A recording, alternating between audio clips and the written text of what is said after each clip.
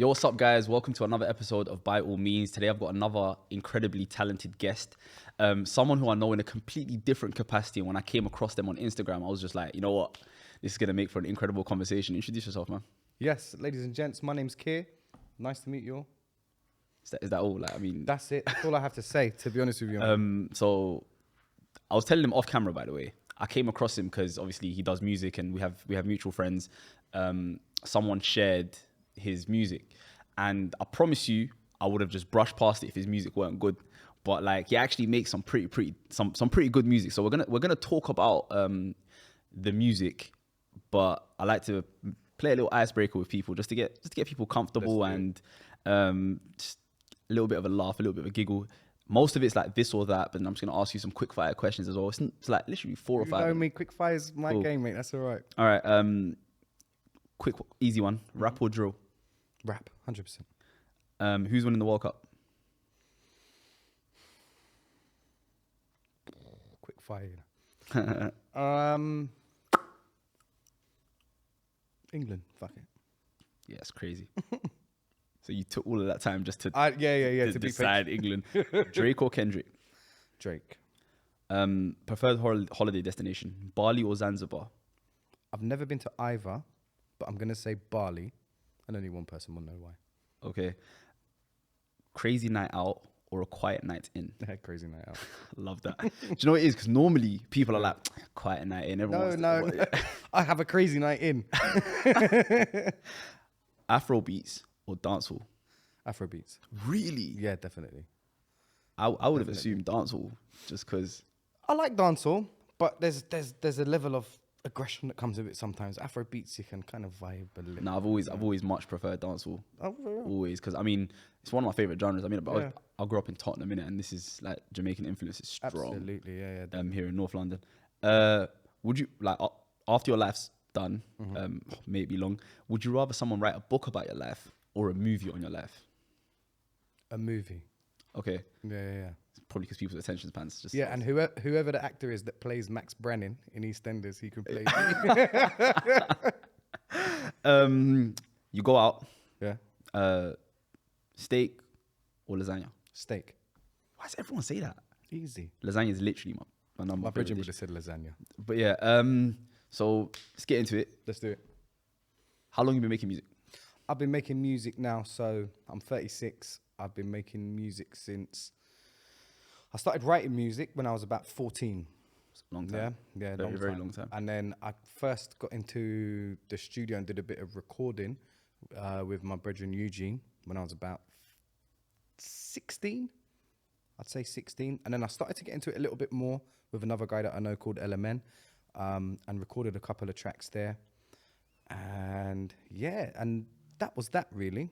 But I have been making music for nearly 20 years, yeah.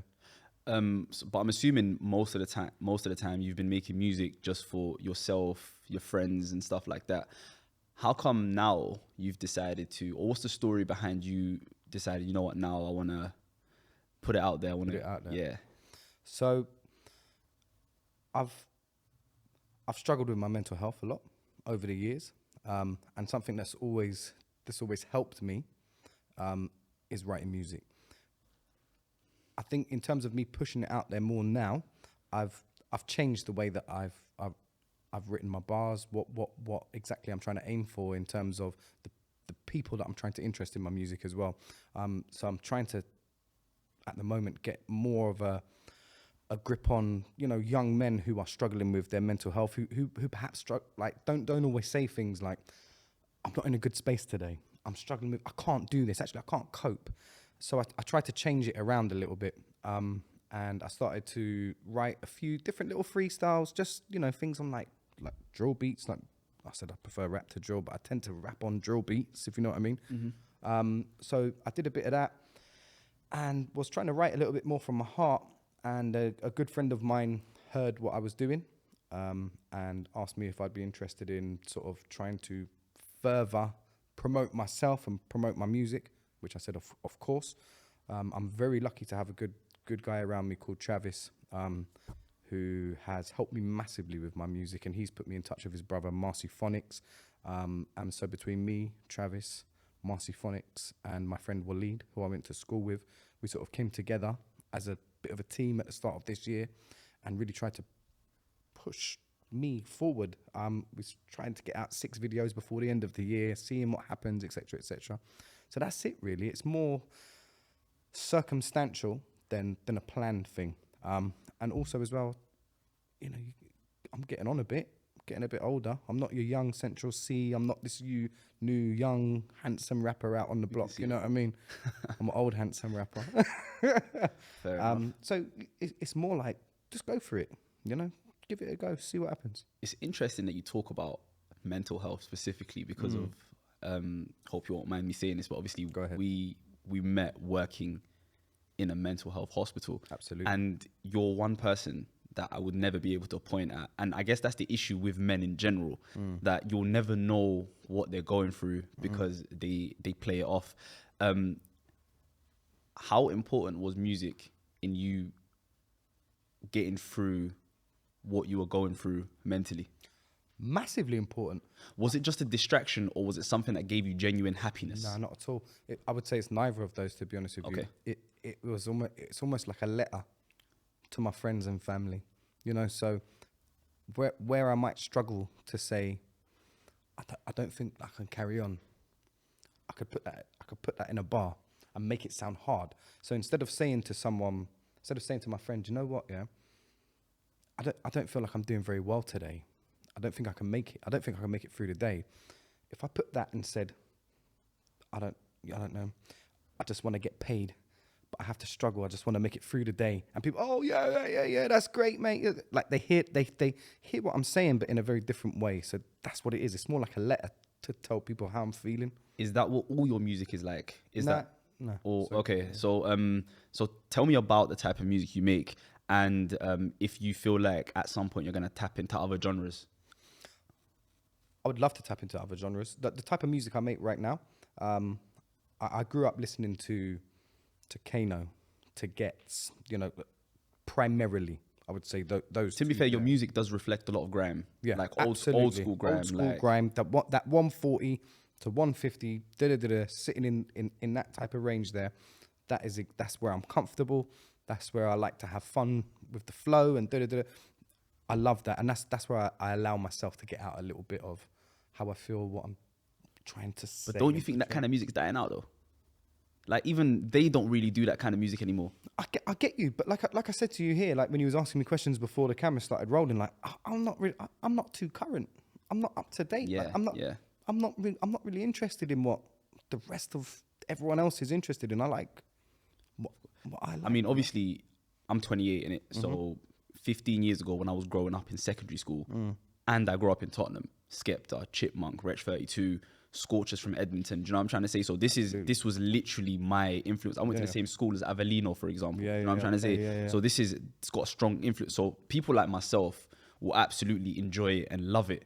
But unfortunately, to make it in the music scene, not that that's something that you're trying to do, we'll get into that a bit later on, but don't you think that you kind of need to be a bit more current if you are looking to Definitely.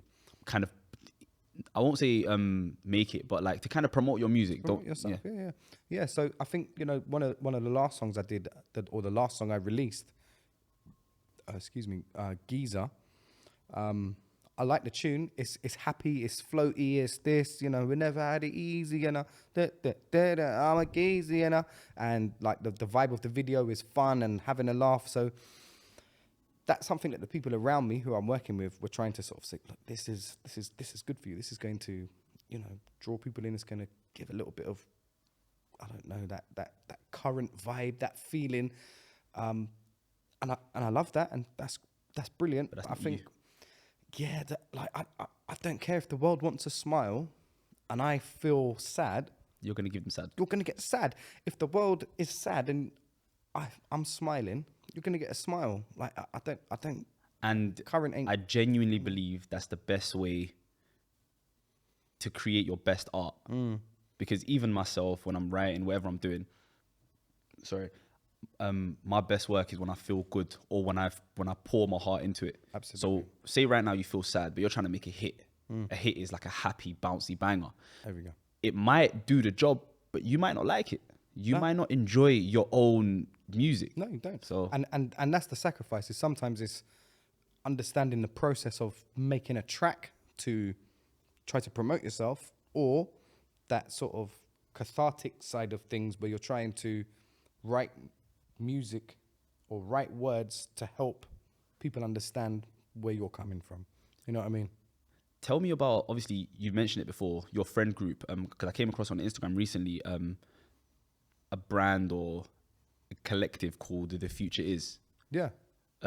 Talk us through that. What's all that about? So the future is Because I believe Travis is probably, because I saw his name on there as well, yeah. and you mentioned it, so obviously rang a bell. Yeah. He's a big part of that, and massive. talk us through that. So the future is effectively my friend Travis's business. You know, he's the CEO of, and he's worked within the music industry for many years. You know, he's been an A&R. And he's been into big projects. I won't talk about what they are now. And he's done some real good things. And I think what he's done over the last few years in particular last year, something that he's trying to do with The Future is bridge the gap between people trying to get into the music industry and those who are already within it. So quite often he holds these like events, you know, they're like listening and talking events, and you have new artists performing and stuff like that, where he'll have, you know, senior A&Rs, people doing very serious things within the music industry who've been there, done that, and they come along, they talk about what their experiences are, and what he does is he invites people along who are trying to get into the music industry to sit, to listen to their experiences, and also ask questions. And I think he does a massive bit of work, and I think it's under-recognised actually, especially within the industry, about bridging that gap between people who are trying to get into the music industry and people who are within it and know what's happening. So forgive me, I can't talk too much on what the brand of The Future is. You know, that's his job. No, that's more than. But more he's than he's doing real big things, man. He's doing major things with regards to bridging that gap. That would be, if I said anything about The Future is, I would say this is a young man who started his own companies, doing his own thing, to really try to bring the commoner, you know, the rest of us, sweaty bold fellas, out to the people who are doing things within the music industry. Is there anyone that you'd want to work with in the music? Like, if you're like your dream. Your dream collaboration. My dream collaboration. Who would it be? But yeah, do you think it would work? Oh, I'll tell you what. I think it would work. I hope he thinks it would work. Yeah. My dream would be Gets. Yeah. I love Gets. I just do. I always have. I always will. What did you think of his album, by the way? His most recent. Phenomenal. Absolute. Taking the piss. It's absolutely. But it was less grime though. Yeah, but it's more. I think it was perfection. Perfection, I think exactly. it was perfect. It's everything. He had everything to offer on it. You're talking about the album with Mozambique and all of these tunes and 10,000. The one with Ed Sheeran. Ed Sheeran. These are big tunes, bruv. What was the other one? How does that go? Oh, the album's called Conflict of Interest. It's the one where you got It's the the one Gets and like another picture of.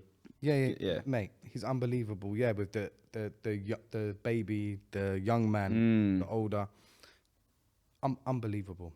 I wish I could reel off tunes to you now, but I can't. If you start playing them, I'll start singing them. What type of impact would? Can I just say one more thing as well? Yeah. Yeah. My favorite artist in the UK at the moment. I was gonna ask you. I was actually gonna ask you your top 5. So go for it. Okay. Yeah, my favorite artist right now is a brother called Berwin. I don't know if you've heard of No, I have Berwin. not. Phenomenal, beautiful musician. That's all I would say. He raps, but it's like poetry.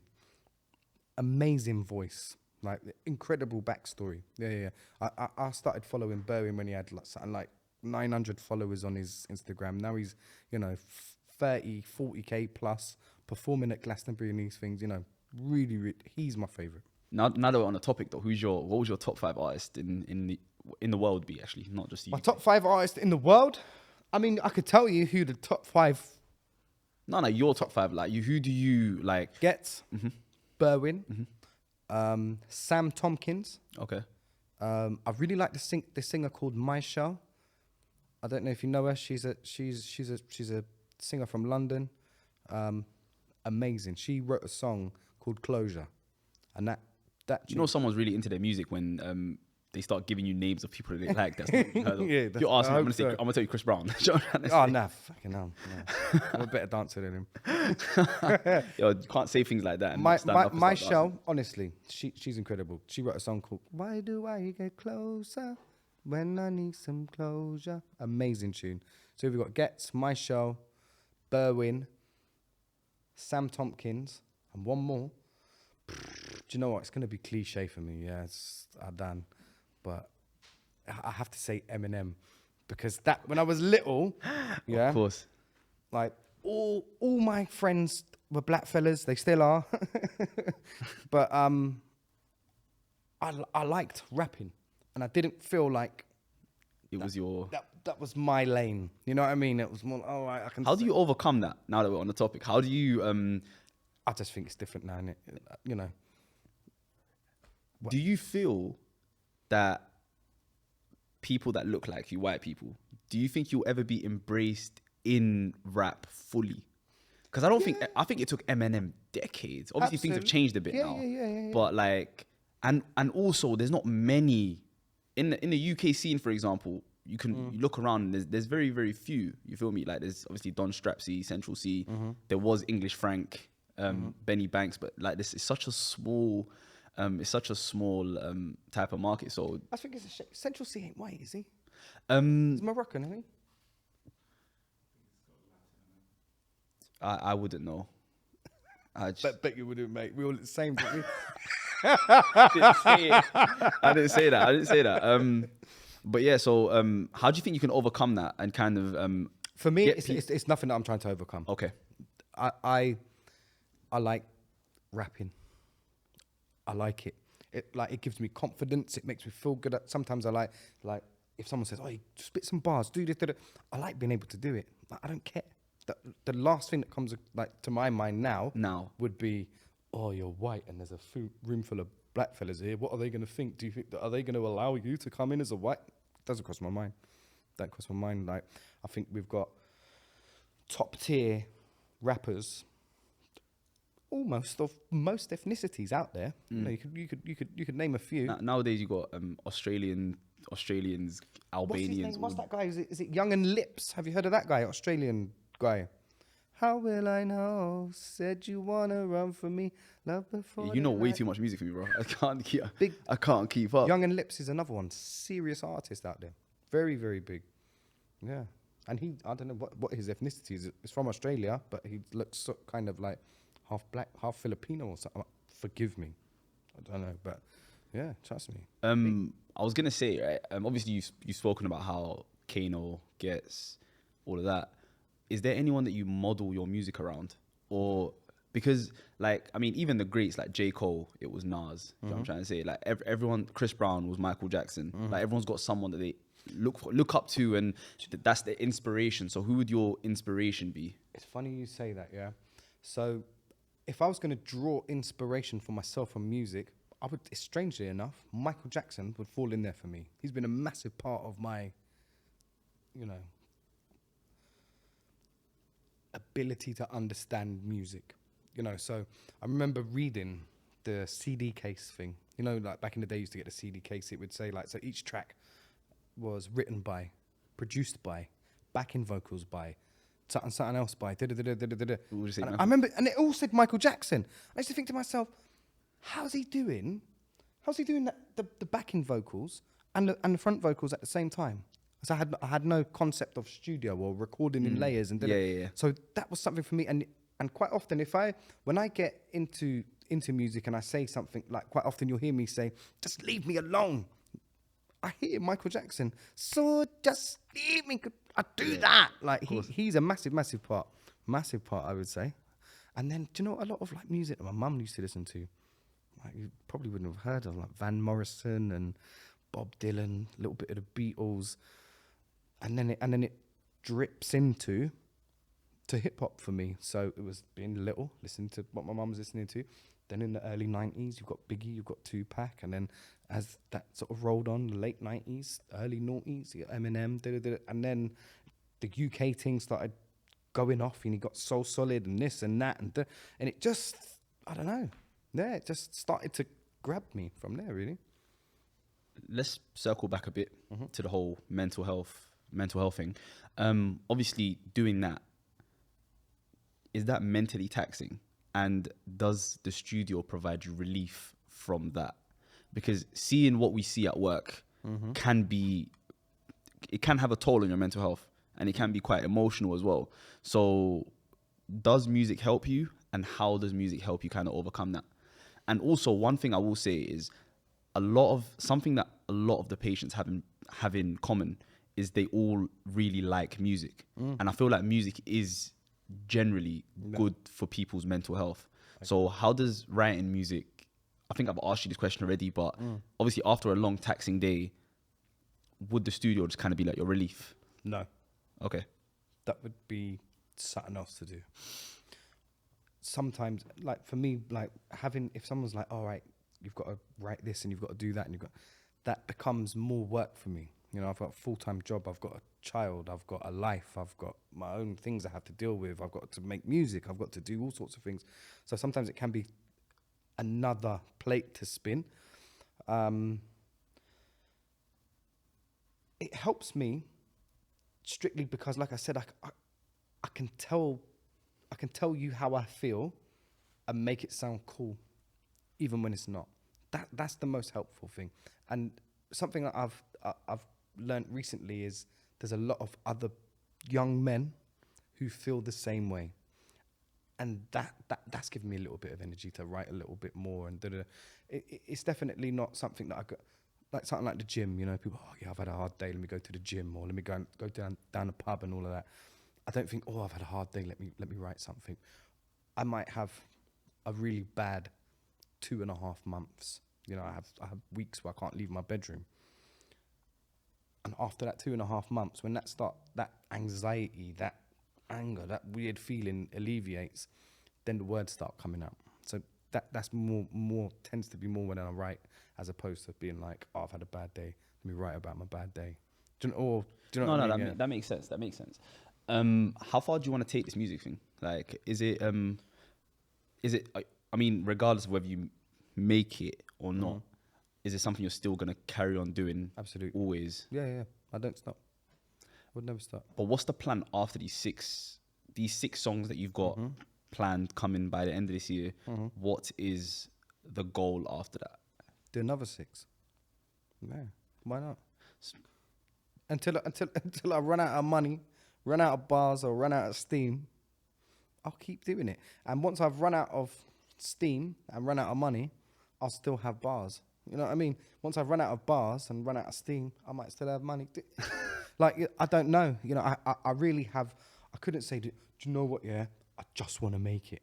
Like, I'd love to. I'd love to make music. Yeah, of course. I'd love to have my job to be a musician. That would be amazing. That would change my life. If I could stop my 9 to 5 today, yeah, and walk out of here and get the same money I'm getting from my 9 to 5 and work in music, I've won. Done. It doesn't have to be anything more, nothing less. You know what I mean? Enough to maintain your Enough family, to maintain. I have no plan. I have no idea about being anything other than. I think that's every creative's goal, innit? Every creative's goal is replace your 9 to 5 with what you're doing and make that your day job. And I think that's the goal for everyone.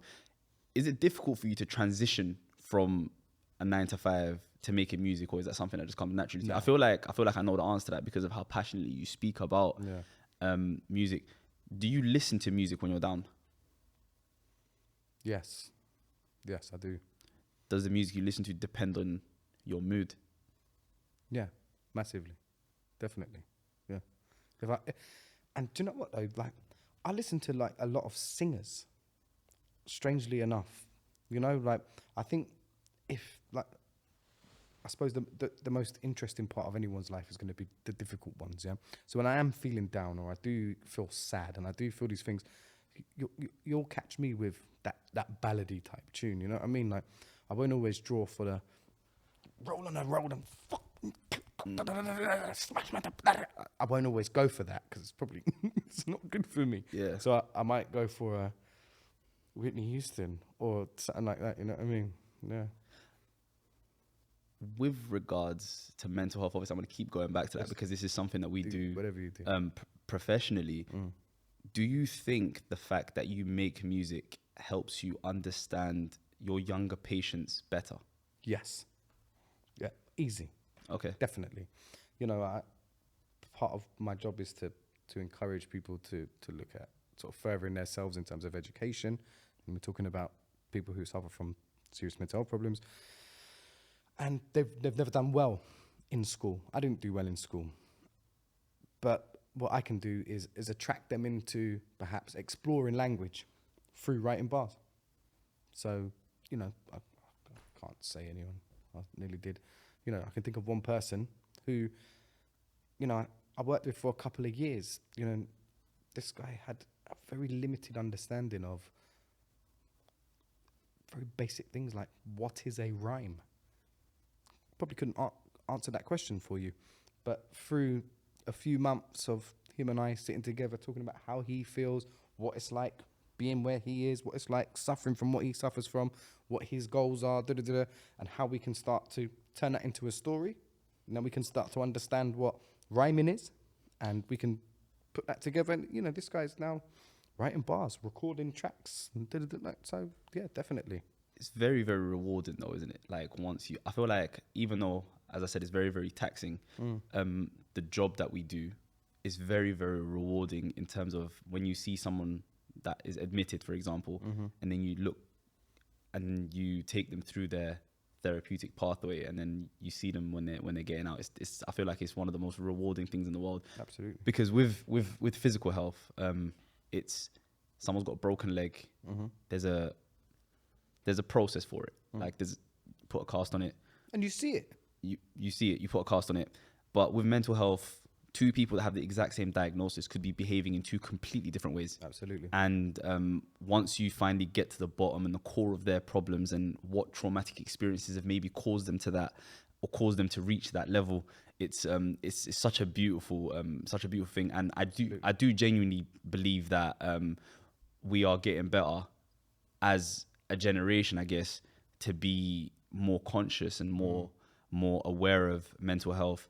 What advice would you give to someone that's currently watching this, that you that might be going through, not obviously paranoid schizophrenia or whatever, but anyone that feels like they're struggling with their mental health? How would you, as a mental health professional, tell them to? What would you tell them to do, and what would you advise them to do? Okay. Talk to your friends. Talk to your family. Don't be embarrassed. Don't be afraid. We're all going through it. We all make mistakes. We all worry about things that have happened, about things that haven't happened, and accept that. Acceptance is a difficult word, but accept that you're not in control, you know, and you're going to have bad times, you're going to have good times. So roll with the punches and remember you're strong enough, but primarily talk. It's massively. Do you know what the most commonly told lie in the world is? This is what I'm told. I may have just Googled it. It sounds good. The most commonly told lie in the world is when somebody asks you how you are, and you say, I'm good. I'm good. Oh, I can 100% understand that. Yeah. There was a point last year where I went through a phase where every time someone asked me, how are you? I actually took time to think about how I am, just so I can give an honest answer. What I used to do when I was struggling and when things were terrible for me is I would write my feelings down, like on a piece of paper, so I can visualize it. And that's something. Why was you struggling? Sorry? Why was you struggling?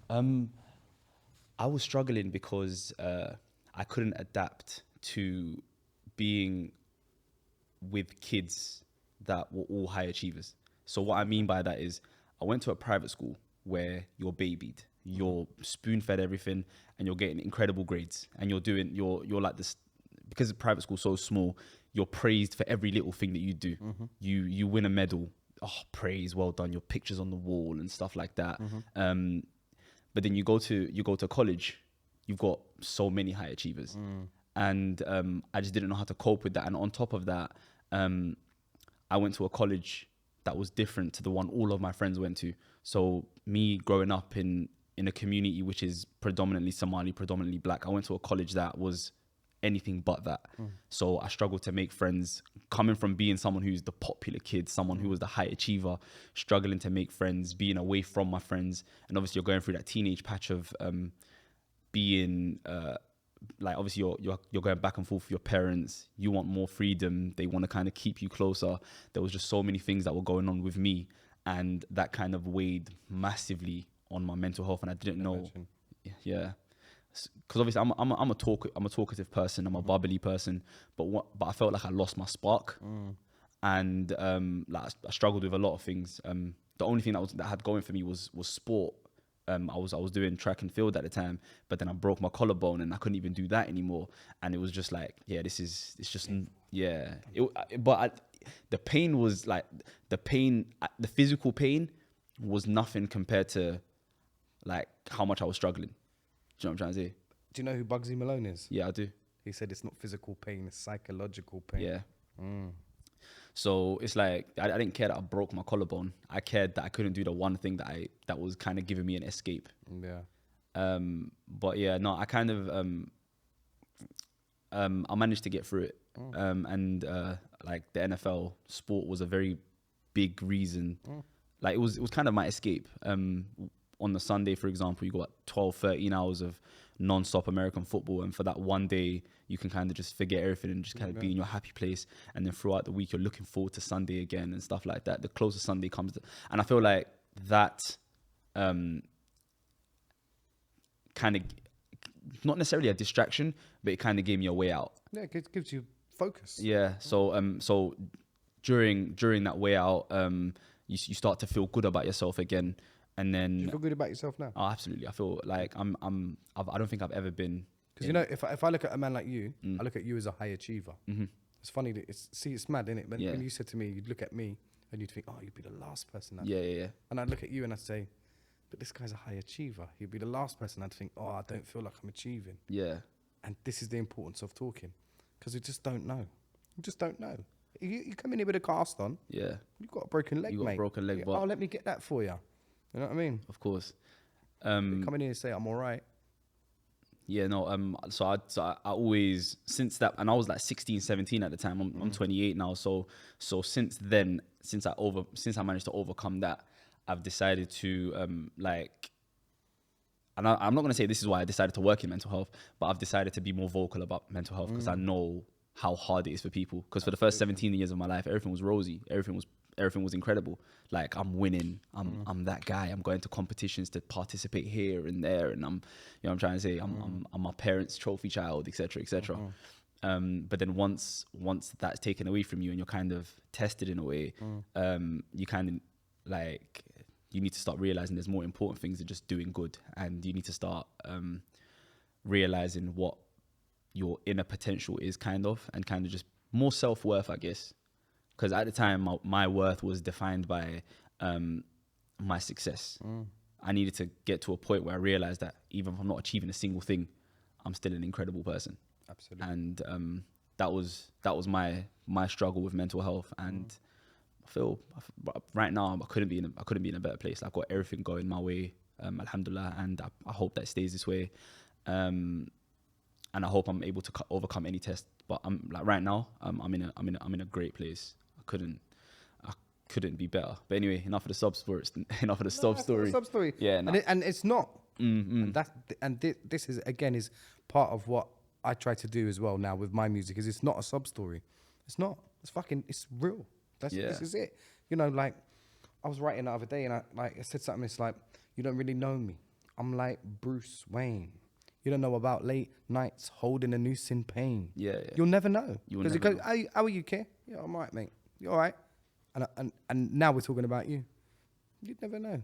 It's very important. It's a shame. But let's go back to music a little bit. Let's do it. Music helped me a lot as well at the time. When I was going through whatever I was going through. how far do you want to take it? Like, I understand. As far as it will allow me to take it. As far as whoever's listening to what I'm putting out there is going to be receiving it. And at the end of the day, they're the people who are going to allow me to take it as far as it will go. You know? So if there are 500 people in the entire world that like what I do, and that's it, that's as far as it's going to go. I feel like that get more than mentality then I'm with is incredible because like just shows, I guess, you love what you do, and you love what you do, and you'll take it as far as it will allow you. Like with me, for example, with the whole NFL thing that I do, I genuinely don't care how far I take it because something I enjoy doing. And when you have that kind of mentality with regards to doing what you love to do, it will start having a life of its own, and I guess it will. And I suppose that's the exciting part for me, you know. That's what I look forward to is the life of its own, is allowing it organically to see what's going on, you know. We're gonna end it with this. Something I ask everyone at the end. What are your your short-term goals and your long-term goals? But also, do you have a plan on how you're going to get there, and what are you going to do to achieve those goals? Okay, so I can tell you right now, I never have a plan. Okay. Never. My plan this morning when I woke up was to make it through the day. And honestly, Mohamed, if you knew me, that's an achievement. I got through today, and I went to bed, and I got up tomorrow. That's as good as it gets. My short-term plan is to be happy, to provide for the people that I love, you know. Are you happy right now? I know you asked me how I am. Do you reckon you're in a good place right now? Nah. Okay. No. Not yet. No, not quite. But is that something you're working towards? Definitely. Trying my best, yeah. I'm not happy, no way. I'm happy. I'm grateful, I suppose. That's what I should say. I'm very grateful. I'm grateful for my friends, my family, my son, you know, and the opportunities that I've been given. You know, I'm grateful for my job and all of these things. But I'm not happy because I still have to get up and go somewhere I don't always want to go, instead of doing something I want to do, you know. Or, you know, I still have to go and drop my son back to his mum's house, you know, and he's got to stay there for a couple of days. I'm not happy then. I miss him. You know, I want him to come back to me. So I'm not happy. It's not perfect. But what is? So my short term is. But would you say you're closer to happiness than being unhappy? I'm happy, yeah, but I suffer from depression. I suffer from anxiety. So it would be a lie for me to tell you right now that I'm happy, because I'm not. That's probably may sound morbid, and it's not. I'm not trying to like, oh, fucking come and give me. I don't need any of that. Of course. I'm about to get in a car and drive back to my yard, and like, I'm all right. You know, there's people in far worse situations than me, but I'm not happy because I'm not where I need to be. I'm not where I need to be spiritually, physically, to be able to provide for my son in the way that I want to. Yeah, so I'm not happy. No, but that's a good thing. You know what I mean? So your short-term goal is to stay happy? My short-term goal is to make myself happy, and to make the people around me that I'm trying to provide for happy. And that comes from my friends and my family and people closest to me. My long-term goal is health. Yeah, my long-term goal is health. Just as I got a little bit older, I started seeing a few people around me start dropping off, things start happening, even things, you know, that mental health starts playing a massive part in this now, because people then turn to substance misuse if they're not managing their mental health. They become young, they're smoking too much, they're taking drugs. People have heart attacks, dying at 33, 32. You know, so something that I really want to focus on in terms of the long term, not to say I'm out here taking drugs and doing all these things, is my health. That is my long-term goal. Well, my goals don't necessarily circle around my music or my job or anything like that. It's just around health, happiness, and that's it. It sounds a bit like Miss Universe, isn't it? You know what I mean? It's just, I don't know. I just want world peace and I want to be happy. But No, but I mean, everyone's got different goals and ambitions. And if you were to ask me what my goals are, my goals will definitely be centered around my career. Like, because obviously I'm not gonna say I'm fully there where I want to be in terms of happiness, but like I'm in a good place. And if you were to ask me what my goal is, that wouldn't be the first thing that comes to mind, because I feel like at the moment I'm good on that front. So my goal would be more career orientated and more like passion orientated and things I want to do more. So I completely understand that. But yeah, guys, thank you guys for watching. If you're here, make sure you like, subscribe, make sure you follow Kieran. Go check out his music. I promise you'll like it. You won't be disappointed. I'll keep reminding you guys, we're on a new platform, SKAPE Entertainment. We're here. Make sure you follow the journey. Kier's starting his journey in his music industry as well, in the music industry as well. So go follow him, go support him. Without much further ado, take care. Mashallah, wallah.